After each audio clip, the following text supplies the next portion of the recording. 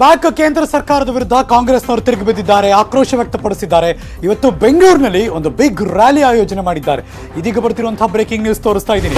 ನೆಲಮಂಗಲದಿಂದ 1,000 ಜನ ಬೆಂಗಳೂರತ್ತ ಬರ್ತಿದ್ದಾರೆ. ರಾಜಭವನ ಚಲೋಗೆ ಆಗಮಿಸ್ತಾ ಇದ್ದಾರೆ. 1,000 ಜನ ನೆಲಮಂಗಲದಿಂದ. Breaking news.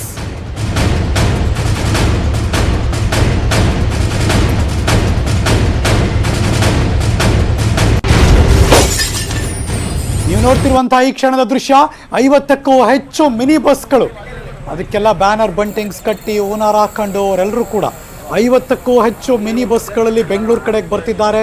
ಅವರಿಗೆ ತಿಂಡಿ ಪ್ಯಾಕೆಟ್ಸ್, ಊಟ ಎಲ್ಲ ರೆಡಿ ಮಾಡ್ಕೊಂಡಿದ್ದಾರೆ.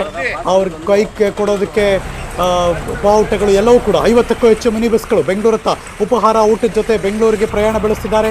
ಕೇಂದ್ರ ಕೃಷಿ ಕಾಯ್ದೆ, ಅಗತ್ಯ ವಸ್ತುಗಳ ಬೆಲೆ ಏರಿಕೆ ಎಲ್ಲವನ್ನು ಕೂಡ ವಿರೋಧಿಸಿ ಕರೆ ಕೊಟ್ಟಿರುವಂತಹ ಈ ರ್ಯಾಲಿಗೆ ಇವರೆಲ್ಲರೂ ಕೂಡ ಬರ್ತಾ ಇರುವಂತಹ ದೃಶ್ಯ. ತಯಾರಿ ಮಾಡಿಕೊಂಡು ನೀರಿನ ಬಾಟ್ಲು, ಪ್ರತಿ ಬಸ್ಗಳಿಗೂ ಎಷ್ಟು ಜನ ಇರ್ತಾರೆ, ಒಂದು ಬಸ್ ಮಿನಿಮಮ್ ಅಂದರೂ ಒಂದು 50 ಜನ 60 ಜನ ಸೇರ್ತಾರೆ ಗ್ಯಾರಂಟಿ. ಸೊ ಹಾಗಾಗಿ ಇನ್ನೂ ಜಾಸ್ತಿನೇ ಇರ್ತಾರೆ ಸ್ಟ್ಯಾಂಡಿಂಗೆಲ್ಲ ನಿಂತ್ಕೊಂಡ್ರೆ. ಸೊ ಹಾಗಾಗಿ ಈಗಾಗಲೇ ಫುಡ್ ಪ್ಯಾಕೆಟ್ಸ್ಗಳು ಅವ್ರು ಏನೇನು ಬೇಕು, ತಿಂಡಿ ಊಟ ಏನೇನು ಬೇಕು ಎಲ್ಲವನ್ನು ಕೂಡ ಬಸ್ಗಳಿಗೆ ಇಟ್ಟು ಅಲ್ಲಿಂದ ಕರ್ಕೊಬರೋ ಪ್ರಯತ್ನ ನಡೀತಾ ಇದೆ.